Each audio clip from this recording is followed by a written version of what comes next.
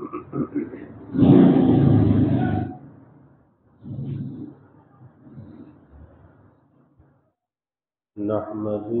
ونصلي ونسلم على رسوله النبي الكريم وعلى آله وأصحابه أجمعين. اللهم صل على سيدنا ومولانا محمد وعلى آل سيدنا ومولانا محمد وبارك وسلم صلاة وسلاما كثيرا كثيرا. توفیق الہی اپنے مرشد پاک کی برکت سے عشاء کی اس نشست میں 40 گناہ کے نام سے یہ کتاب ہے، اس کا درس چل رہا ہے. گزشتہ کل جو حدیث مبارکہ عرض کی گئی، اس میں اللہ کے حبیب صلی اللہ علیہ وسلم نے 5 چیزوں سے اللہ کی پناہ مانگی. آپ نے فرمایا کہ 5 چیزیں ہیں، میں خدا کی پناہ چاہتا ہوں کہ تم ان کو پاؤ، تم ان میں مبتلا ہو جاؤ. اس میں پہلی بات یہ فرمائی کہ جب کسی قوم میں بے حیائی کے افعال علی الاعلان ہونے لگے تو وہ طاعون کے مرض میں مبتلا ہوں گے. طاعون کے مرض میں مبتلا ہوں گے. کس وجہ سے؟ بے حیائی کی وجہ سے. اور اس پر گزشتہ کل تفصیل سے عرض کیا گیا کہ آج کے زمانے کا جو طاعون ہے یہ سوشل میڈیا ہے. یہ طاعون ہے کیونکہ آج اس کا جو استعمال ہے وہ ضرورت سے میں نہیں ہو رہا، بلکہ یہ ایک نشہ بن چکا ہے. نشہ. اور لوگ اس کے ایڈکٹ ہو چکے ہیں، اس نشے کے عادی ہو چکے ہیں. اب اس نشے کے بغیر چارہ نہیں ہے. اگر ذرا دیر کے لیے ان کا موبائل فون لے لیا جائے بے چین ہو جائے، پریشان ہو جائے. یہ کیا ہے؟ نشہ بن چکا ہے، یہ عادت نہیں ہے. اس لیے اس زمانے کا دجالی فتنہ بھی یہی ہے کہ لوگوں کے دین میں، ایمان میں شکوک و شبہات پیدا کرنے کا یہ ذریعہ ہے. بے راہروی پھیلانے کا یہ ذریعہ ہے. بے حیائی کے پھیلانے کا یہ ذریعہ ہے. لوگوں کے وقت کے ضیاع کا یہ ذریعہ ہے. اور اس کے اندر مبتلا ہو کر اس چھوٹے بڑے کا ادب احترام ختم ہوتا چلا جا رہا ہے. نہیں پتا، ماں کہتی ہے بچے کو بیٹا یہ کام تو کر دے، بچے کو برا لگتا ہے. برا لگتا ہے. ماں کی بات کا برا لگتا ہے، باپ کی بات کا برا لگتا ہے. کیوں؟ کہ اس نشے کا عادی ہو چکا، اس کو چھوڑنا نہیں چاہتا، اس لیے ماں باپ کی بات بھی بری لگتی ہے. تو یہ طاعون ہے اور یہ بے حیائی پھیلانے کا اس وقت سب سے بڑا ذریعہ ہے. سب سے بڑا ذریعہ. یہ ایسی لعنت ہے کہ اس لعنت کی وجہ سے آج خلوتیں ناپاک ہیں. خلوتیں، تنہائیاں، کہ جس تنہائی میں بندے کے ساتھ کوئی نہیں ہوتا، بندہ ہوتا ہے، اس کا رب ہوتا ہے، تو اس تنہائی میں تو یاد یار ہونی چاہیے نا. لیکن وہاں پہ یاد یار نہیں ہے. وہاں پر یہ مجھے کوئی نہیں دیکھ رہا. اور یہ چھوٹا سا موبائل اتنا سا یہ ہے، اس کے ذریعے بے حیائی کے اندر مبتلا ہے. اور ذہن میں تصور کیا ہے کہ کوئی نہیں دیکھ رہا. ارے پیدا کرنے والا رب تو دیکھ رہا ہے. اللہ کہتا ہے میں تمہاری رگ جان سے زیادہ تمہارے قریب ہوں. نحن اقرب الیہ من حبل الورید. یہ جو رگ جان ہے شہرگ انسان کی، اس شہرگ سے زیادہ اللہ بندے کے قریب ہے. اللہ خود کہہ رہا ہے. اور بھلا اللہ سے کہیں چھپ سکتا ہے؟ اللہ سے پوشیدہ رہ کر کوئی گناہ کر سکتا ہے؟ کوئی کام کر سکتا ہے؟ چاہے کہیں غار و کوہ میں چلا جائے، سمندر کی تہ میں چلا جائے، بند کمروں میں چلا جائے، اللہ ہر جگہ اس کو دیکھ رہا ہے. الم یعلم بان اللہ یرا، کہ کیا انسان نہیں جانتا کہ اللہ اسے دیکھ رہا ہے؟ تو اس تصور کو کس چیز نے ختم کیا؟ اس سوشل میڈیا نے ختم کیا کہ تنہائی میں کہ مجھے کوئی نہیں دیکھ رہا، کوئی نہیں دیکھ رہا، اسے جو چاہے میں دیکھ لوں، نہیں، اللہ دیکھ رہا ہے۔ اور یہ دائیں بائیں جو فرشتے ہیں نا، جن کو تو نہیں دیکھ رہا، تیری زندگی کی فلم ریکارڈ کر رہے ہیں، یہ زندگی کی فلم بن رہی ہے، یہ فلم ریکارڈ ہو رہی ہے، اور جب قیامت کا دن آئے گا یہ فلم چلا دی جائے گی۔ پھر سوچ کے اس وقت کیا انجام ہوگا جب یہ زندگی کی فلم چلے گی، قیامت کا میدان ہوگا، پھر انجام کیا ہوگا اور تیرا حال کیا ہوگا؟ ڈرنے کا مقام ہے۔ دوسری بات اللہ کے حبیب صلی اللہ علیہ وسلم نے فرمائی کہ جب کوئی قوم ناپنے تولنے میں کمی کرے گی، فرمایا کہ قحط، تنگی اور حکمرانوں کے ظلم میں مبتلا ہوگی، ناپ تول میں کمی۔ اور آج کے زمانے کا یہ بہت بڑا مرض ہے، ناپ تول میں کمی کرنا، ناپ تول میں کمی، ہر جگہ یہ مرض موجود ہے۔ آپ کسی باورچی سے کھانا پکا لیں، وہ باورچی اس میں اس وزن کو پورا نہیں کرتا، طے ہے کہ 10 کلو گوشت ڈالنا ہے، 10 کلو چاول ڈالنے ہیں، تو ڈنڈی مارتا ہے، مطلب کی روزی میں کہاں سے برکت آئے گی؟ پھر اس میں سے نکالنا اپنے لیے لازمی سمجھتے ہمارا کوئی حصہ ہے، ارے اس کا تو ایک دانہ بھی تیرے لیے حرام ہے، تو کیسے نکال کے کھا سکتا ہے؟ خود اپنے پیٹ میں حرام ڈالتا ہے، اپنے گھر والوں کے پیٹ میں حرام ڈالتا ہے۔ کسی درزی سے کپڑے سلوا لیں، جب وہ کپڑا سینے کی اجرت لے رہا ہے، اس میں سے اتنا سا بھی کپڑا اگر بچ جائے تو واپس کرنا ہے، اس کا حق نہیں ہے۔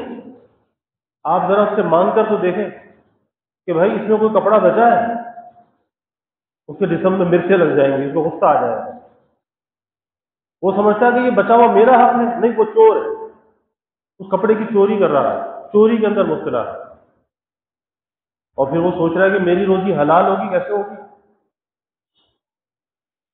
اسی طرح سے آپ بازاروں کے اندر چلے جائیں، ابھی آج کل مہنگائی کا زمانہ ہے نا، ہر آدمی مہنگائی کا رونا روتا ہے، جی مہنگائی مہنگائی، تو واقعی مہنگائی ہے، لیکن اتنی مہنگائی کے باوجود لوگوں کی نیتیں صاف نہیں ہیں کہ چیزوں کے وزن کم کر دیے گئے۔ اب ایک چیز پر لکھا ہے 500 گرام، وہ نکل رہی ہے 450 گرام، لکھتا ہے 1000 گرام، اس میں 20 گرام وہ کم ہے۔ اب اندازہ تو لگائیے ایسوں کی روزی حلال ہوگی؟ نتیجہ کیا ہوگا کہ جب ناپنے اور تولنے میں کمی کریں گے، اور کس لیے کریں گے کہ ہمارا نفع بڑھ جائے، کم ناپیں گے کم تولیں گے تو نفع بڑھ جائے گا نا، جبکہ شریعت یہ کہتی ہے کہ جب تولو، سودا تولو تو جھکتا ہوا تولو، جھکتا ہوا تولو، اور یہ مت سوچو کہ اگر کوئی 10-20 گرام زیادہ چلا گیا تو نقصان ہو جائے گا، نہیں، تمہاری نیت کے اندر یہ بھلائی ہوگی کہ میں نے پورا مال دینا ہے، میں نے زیادہ تو دینا ہے، کم نہیں دینا، اللہ سے برکت ڈال دے گا، کیونکہ برکت ہمارے قبضے میں نہیں ہے، برکت اللہ کے قبضے میں ہے، اور جب اللہ اس کے اندر برکت ڈال دے گا پھر وہ تھوڑا نفع بھی ہوگا نا، جو تھوڑا نفع وہ زیادہ سے کہیں زیادہ کام دے گا، اس زیادہ نفع سے جو حرام سے حاصل کیا جائے اس سے زیادہ فائدہ یہ تھوڑا نفع دے گا، کیونکہ حلال کر کے کمایا ہے۔ لیکن لوگوں کی سمجھنے کی بات نہیں آتی۔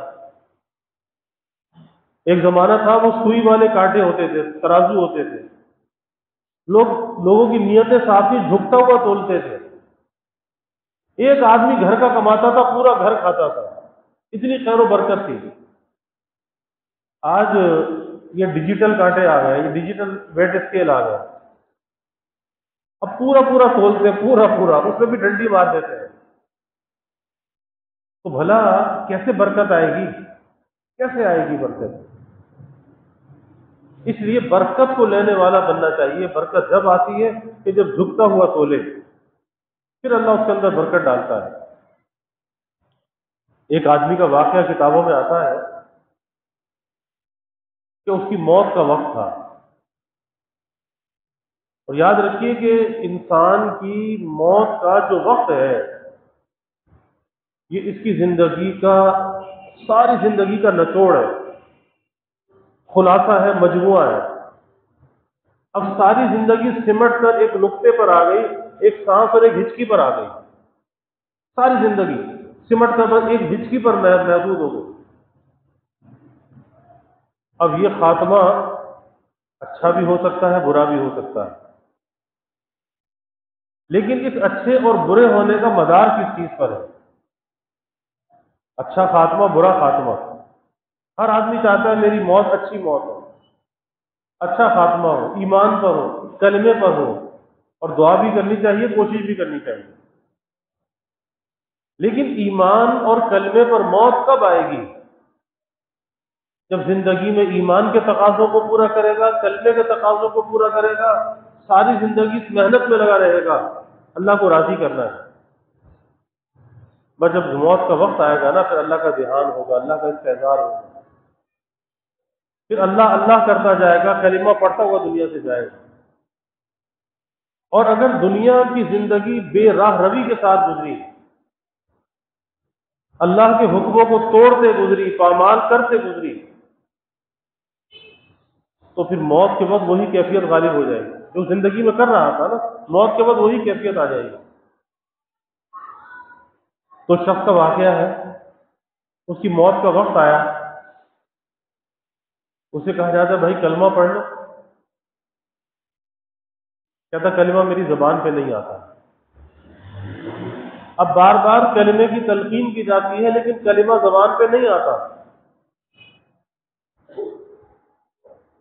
بھائی کلمہ زبان پہ کیوں نہیں آتا؟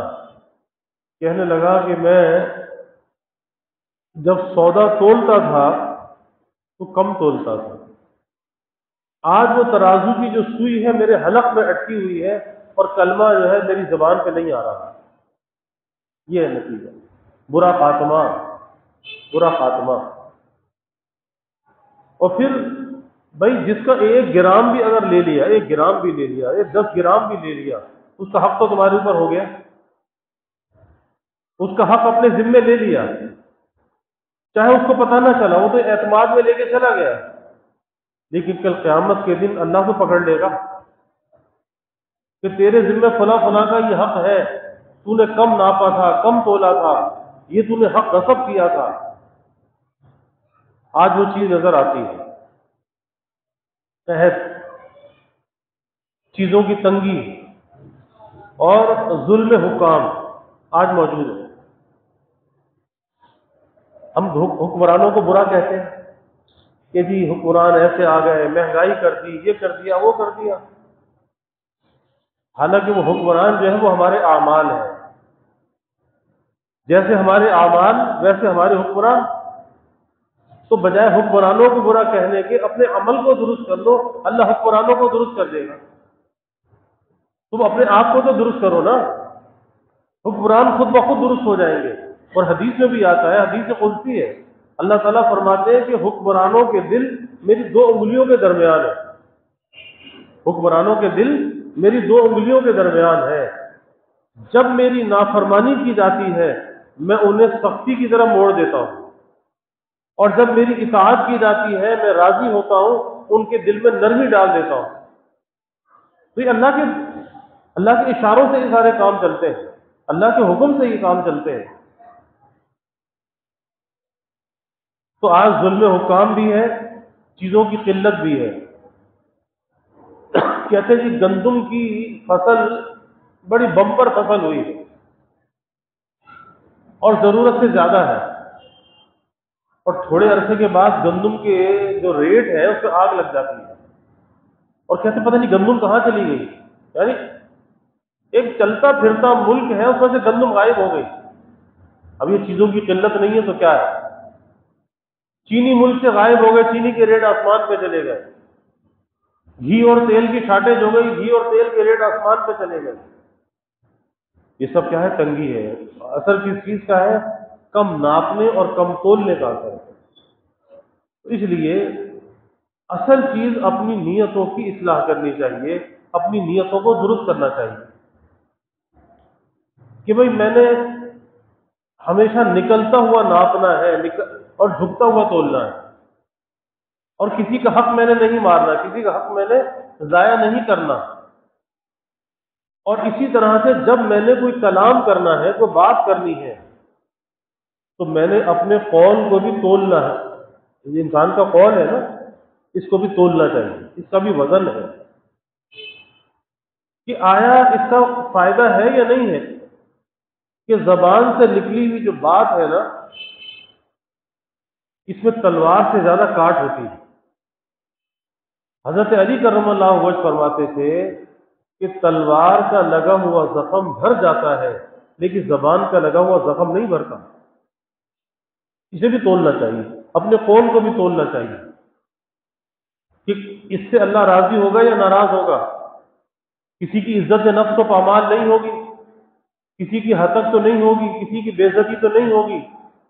میں یہ قول جو ہے اللہ کے لیے زبان سے نکال رہا ہوں کہ اپنے نفس کو خوش کرنے کے لیے۔ بہت سی باتیں ایسی ہوتی ہیں کہ جس میں نفس کی لذت شامل ہوتی ہے، ہم نفس کی لذت کے لیے وہ کام کرتے ہیں، اللہ ناراض ہوتا ہے، لیکن ہمیں اس کی پرواہ نہیں ہوتی کہ اللہ ناراض ہو رہا ہے تو ہو جائے، لیکن نفس تو راضی ہو جائے۔ تو نفس کو خوش کرنے کے لیے غیبت بھی بولتے ہیں، جھوٹ بھی کرتے ہیں، الزام تراشی بھی کرتے ہیں، سب کچھ کرتے ہیں، اس لیے اپنے نفس کو خوش کرنے کے لیے۔ تو اس لیے اپنے قول کو بھی تولنا چاہیے کہ یہ انسان کا قول ہے نا، یہ اسے جنت کے اعلیٰ درجات تک بھی پہنچا دیتا ہے اور یہ جہنم کی گہرائیوں میں بھی دھکیل دیتا ہے۔ اس زبان سے نکلی ہوئی جو بات ہے اس کے اندر بڑی تاثیر ہے۔ تو تین باتیں یہاں پر فرمائی کہ جب کوئی قوم ناپنے اور تولنے میں کمی کرے گی، قحط کے اندر مبتلا ہوگی، قحط کے اندر۔ اب ایک قحط تو وہ ہے کہ چیزوں کی قلت ہو جائے، اور ایک قحط یہ ہے کہ چیزیں تو موجود ہوں لیکن انسان کے پاس قحط ہو، اسے خریدنے کی طاقت نہ ہو۔ یہ بھی تو قحط کی قسم ہے نا، کہ خریدنے کی طاقت نہیں ہے، چیزیں تو موجود ہیں۔ اور دوسرے فرمایا کہ تنگی، اور آج یہ تنگی عام طریقے سے نظر آتی ہے، ہر آدمی اس تنگی کا رونا ہوتا ہوا نظر آتا ہے۔ کوئی 1000 کما رہا ہے تو وہ بھی رو رہا ہے، کوئی 5000 کما رہا ہے وہ بھی رو رہا ہے، 50,000 کما رہا ہے وہ بھی رو رہا ہے۔ تو یہ کیا ہے؟ تنگی ہے۔ اور تنگی کیوں ہے؟ نیتیں خراب ہیں، نیتیں درست نہیں ہیں، اس لیے اس روزی کے اندر برکت موجود نہیں ہے۔ اگر نیتیں صاف ہوں تو اللہ اس روزی کے اندر برکت ڈال دے، اور جب برکت ڈال دے تو پھر کسی کی پرواہ بھی نہ ہو، وہ تھوڑی روزی بھی کفایت کر جائے، وہ تھوڑا نفع بھی اس کے لیے کافی ہو جائے، لیکن شرط یہ کہ نیت تو صاف کرنا۔ آج دیکھیں لوگ کاروبار کی طرف نہیں جاتے، سرکاری نوکری مانگتے ہیں، کتنے ہزاروں نوجوان ہیں بے روزگار گھوم رہے ہیں۔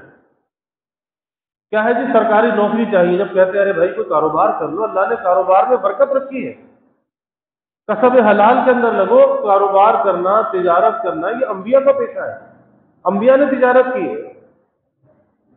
کہتے نہیں سرکاری نوکری چاہیے۔ بھائی کیوں چاہیے؟ کہ اس میں اوپر کی کمائی زیادہ ہے۔ اب جب پہلے سے نیت کے اندر یہ فساد ہے کہ سرکاری نوکری میں حرام کی آمدنی زیادہ ہے، تو بھلا اس کی روزی میں برکت آئے گی؟ کیونکہ اس کی نیت کے اندر فساد ہے نا۔ کیا ایسا آدمی پھل پھول سکتا ہے؟ کیا اس کی نسلیں پھل پھول سکتی ہیں؟ کبھی بھی آسودہ نہیں ہو سکتی، ہمیشہ وہ ذہنی پستی کا شکار ہے۔ تو اس لیے اپنی نیتوں کو صاف کرنا چاہیے، نیتوں کو درست کرنا چاہیے، اور جو اللہ کی طرف سے مل جائے اس پہ راضی رہے کہ یا اللہ تیرا شکر ہے جو تو نے دیا، میں راضی ہوں۔ جو مل جائے اس پہ راضی، کوئی شکوہ نہیں، کوئی شکایت نہیں، یا اللہ میں تیری تقسیم پر راضی ہوں۔ اور جو مل جائے اسے اپنی حیثیت سے بڑھ کر سمجھے کہ میں تو اس قابل بھی نہیں تھا، اللہ کا فضل ہے کہ اللہ نے یہ مجھے دے دیا، میں تو اس قابل بھی نہیں تھا۔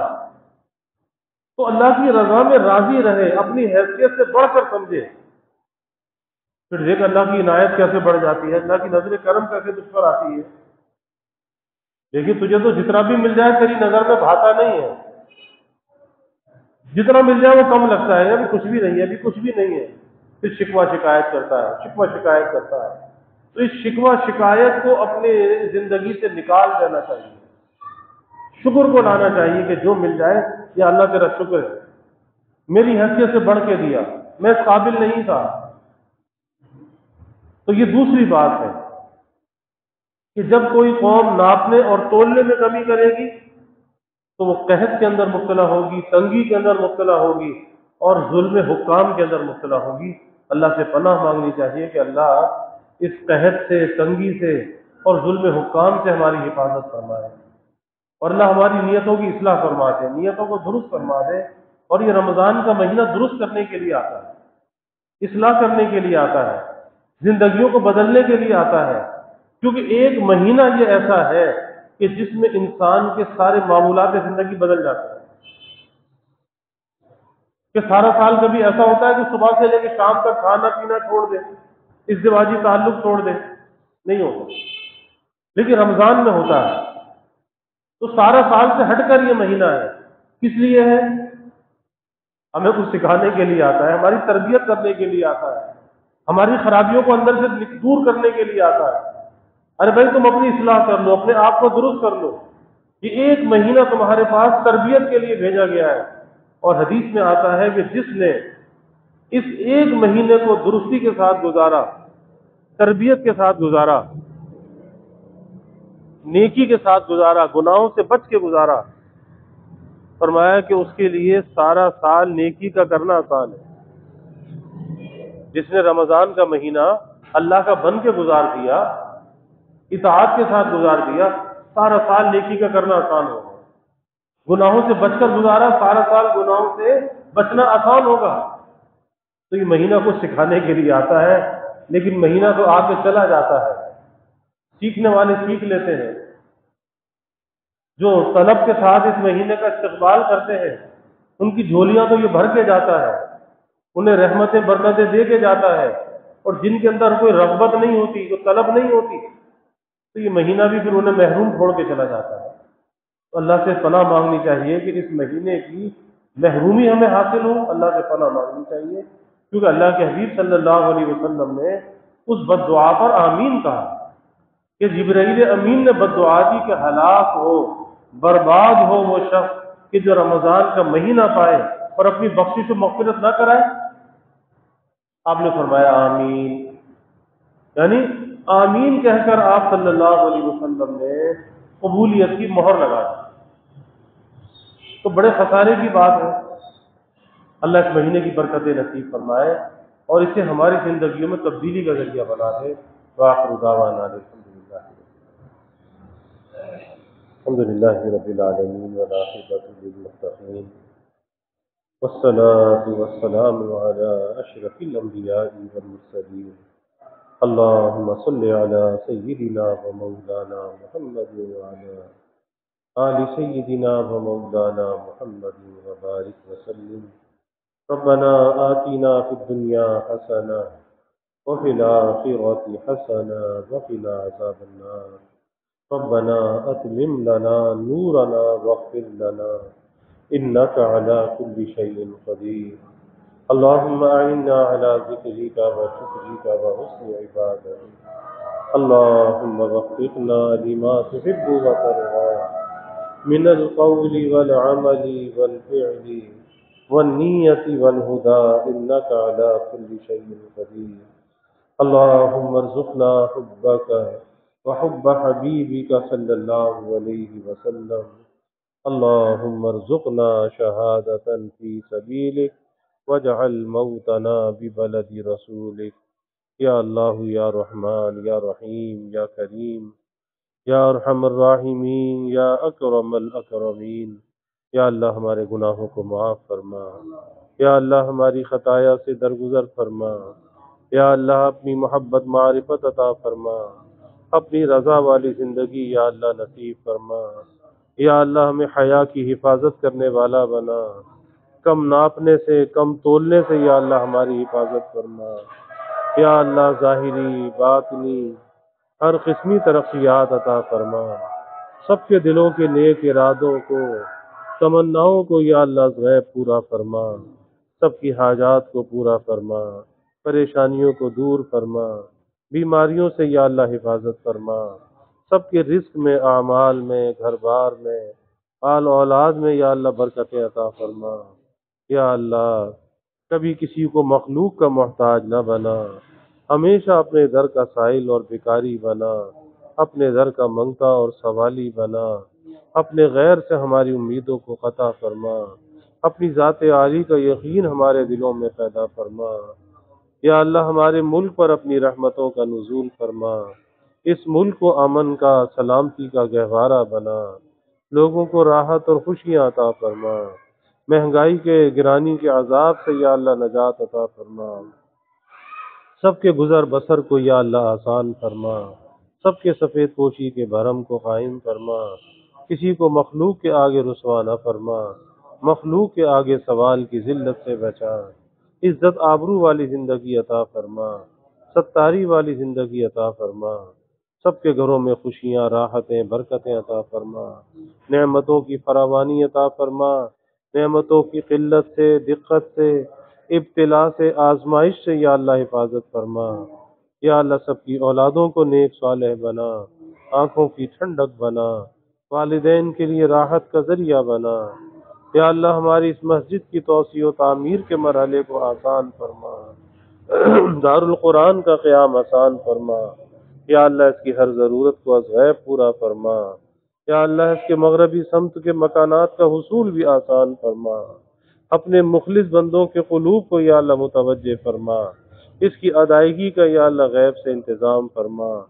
یا اللہ جو بھی اس کے معاونین ہیں، خادمین ہیں، یا اللہ انہیں دنیا آخرت میں اس کا صلہ عطا فرما، دارین کی بھلائیاں عطا فرما، ان کی نسلوں کو بھی یا اللہ شاد و آباد فرما۔